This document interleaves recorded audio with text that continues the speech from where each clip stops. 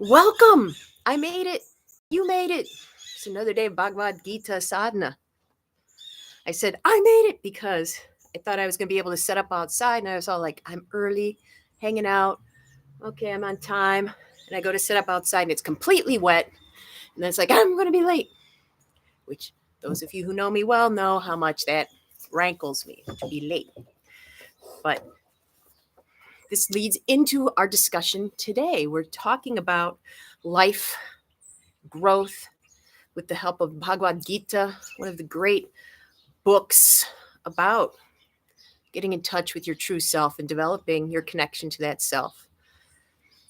And we are already on chapter 17, which is good because we're getting close to the end of our time together.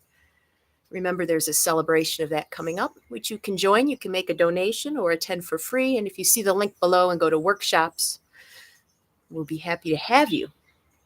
Oh, chapter 17. Why does it relate to what I said before? Is because I just don't learn. As a human being, it seems I just don't learn.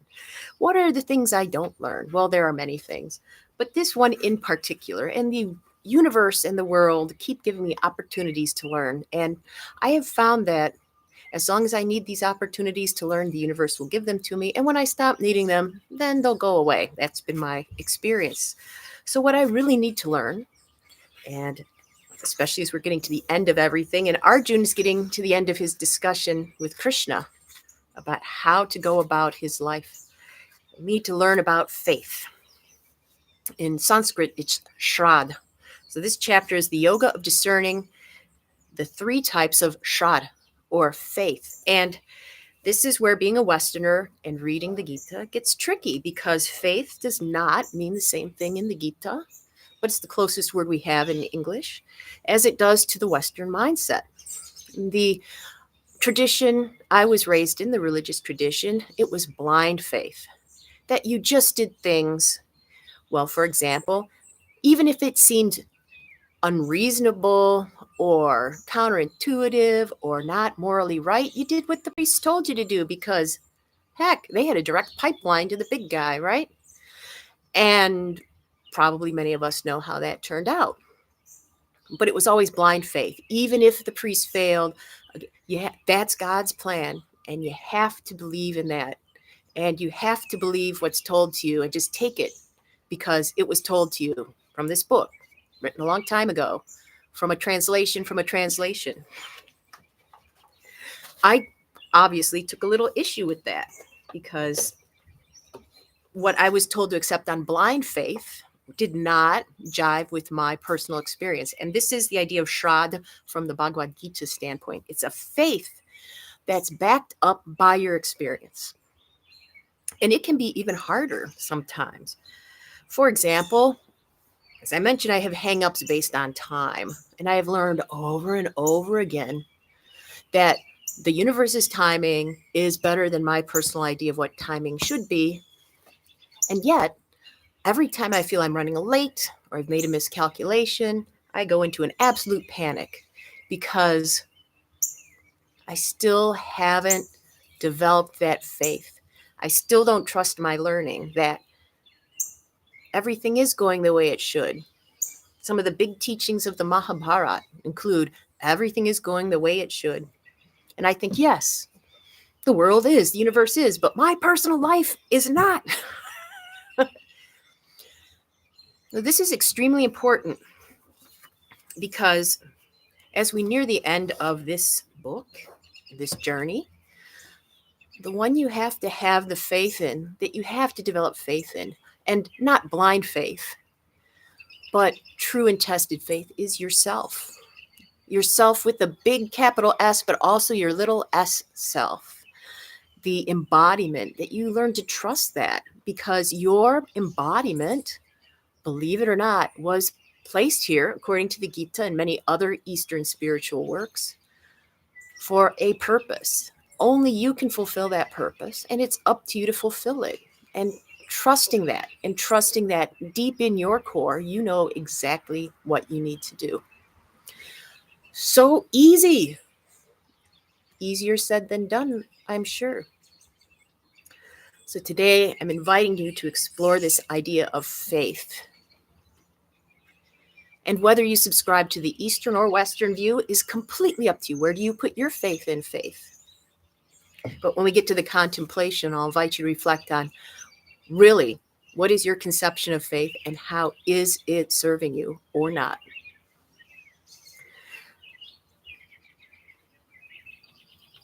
Shall we practice a balance pose?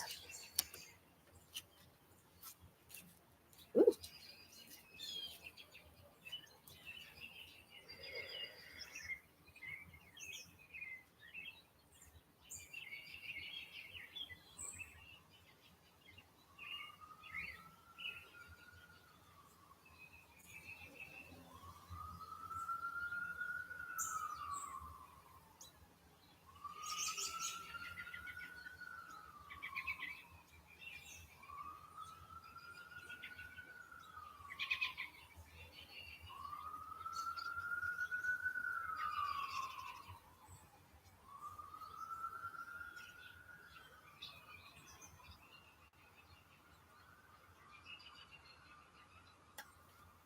Switch sides.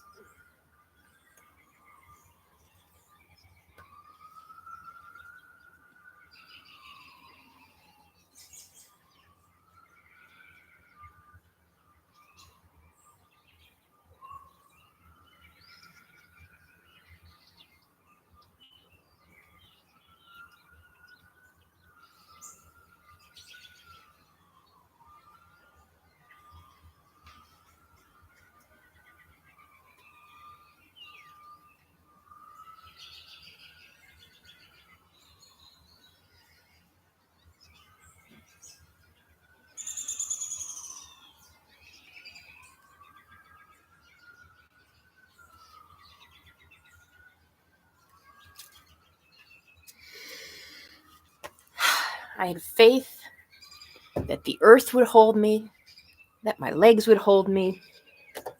So much faith is required for the simplest acts, and we just don't realize it. I have faith that my timer will go off in 5 minutes if I set it to do so, so that I can contemplate my relationship to faith and how it is or is not serving me. And I invite you to do the same.